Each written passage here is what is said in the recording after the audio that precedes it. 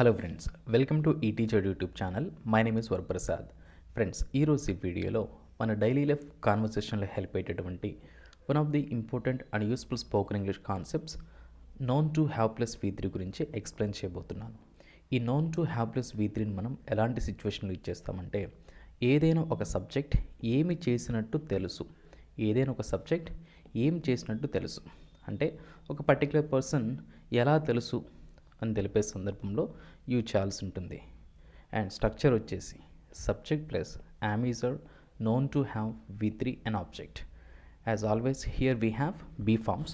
ఈ am అనే B ఫామ్ను I అనే సబ్జెక్ట్ వచ్చినప్పుడు, ఈజ్ అనే B ఫామ్ని he, she, it and any third person singular సబ్జెక్ట్స్తో, అండ్ ఈ R అనే B form we, you, they and any plural subjects వచ్చినప్పుడు యూజ్ చేయాల్సి ఉంటుంది. And if you notice here known, ఈ నోన్ అనేది V3 ఫామ్ అంటే పాస్ట్ పార్టిసిపల్ ఫామ్ అనమాట. సో ఈ విధంగా యూజ్ చేయాల్సి ఉంటుంది.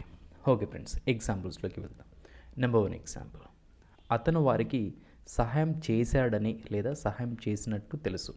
అతను వారికి సహాయం చేశాడని తెలుసు లేదా అతను వారికి సహాయం చేసినట్టు తెలుసు. సో ఇలా ఏదైనా ఒక పర్టికులర్ సబ్జెక్టు ఎలా తెలుసు లేదా ఏం చేశాడని తెలుసు.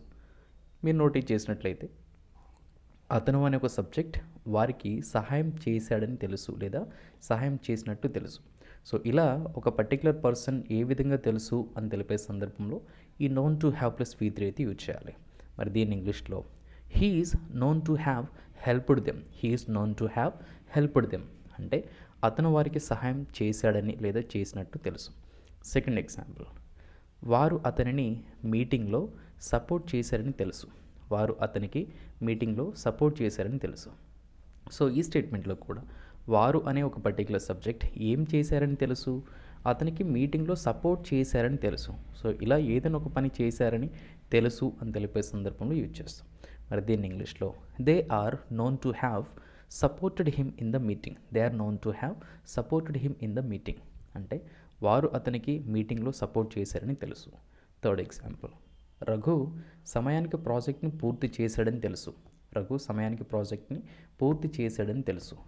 మరి దీన్ని ఇంగ్లీష్లో Raghu is known to have completed the project on time, Raghu is known to have completed the project on time అంటే రఘు సమయానికి ప్రాజెక్ట్ని పూర్తి చేశాడని తెలుసు.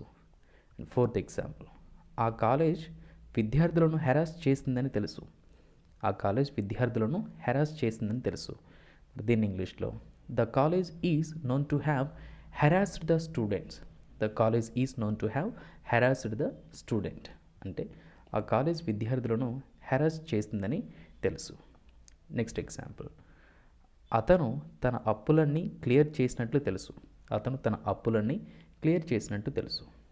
He is known to have cleared all his debts, he is known to have cleared all his debts అంటే అతను తన అప్పులన్నీ క్లియర్ చేసినట్టు తెలుసు. సో ఫ్రెండ్స్, ఈ విధంగా ఏదైనా ఒక పర్టికులర్ సబ్జెక్ట్ ఏం చేశారని లేదా ఏం చేసినట్టు తెలుసు అని తెలిపే సందర్భంలో ఈ known to have plus V3 అనే ఈ ఫ్రేజ్ని అయితే యూజ్ చేయాల్సి ఉంటుంది. That's it for today friends. See next video and happy learning.